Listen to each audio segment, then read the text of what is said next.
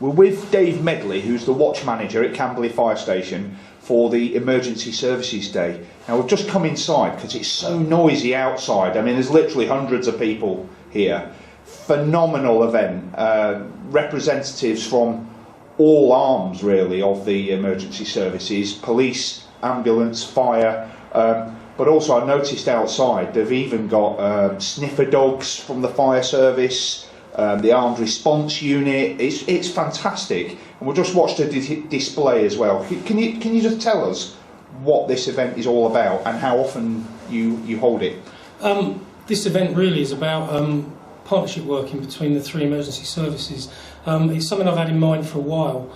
We used to normally have just fire station open days, but we do work so closely together now that I decided that we'd do a joint partnership working. And I work with Leslie Jameson from CCAM and Sally Houlihan, who's the PCSO officer for Surrey Heath, and we decided it would be much better for the public and residents of Surrey Heath to see all three of us working together. Well, you just mentioned that partnership. I mean, that display you've just done, where you've extracted someone from a vehicle, I mean, there must have been, 20 people working to cut that person out of the vehicle. Is that typical of what would happen at a real scene? Totally typical, depending on the number of cars, the number of people, casualties within the cars, where it takes place. If it takes place in a ditch on Reb Road or on a motorway, we need as many people as we think safe to not only get the people out safely, but to keep my crew safe as well. Right, and you mentioned as well when you were sort of explaining to the crowd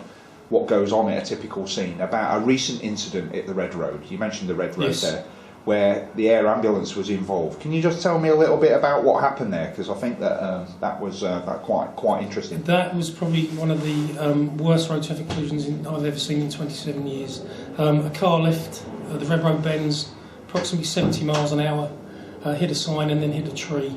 The driver and the passenger collided heads as the impact took place, and the driver actually had the engine block on his lap, and the tree had impaled him on his right side.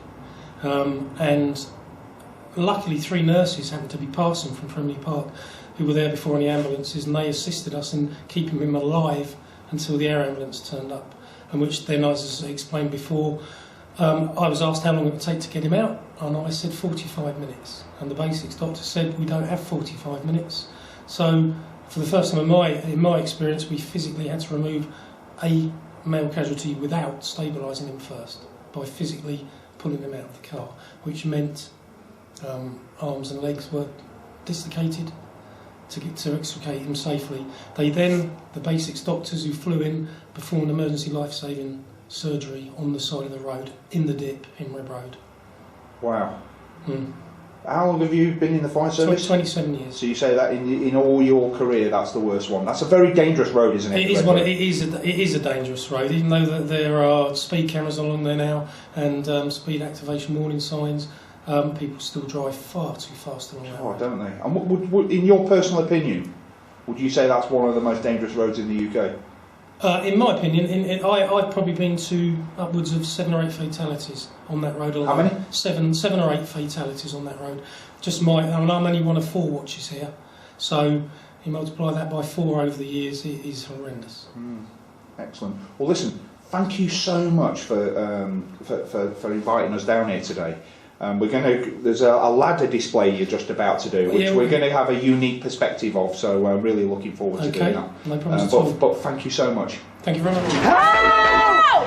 Help! Help!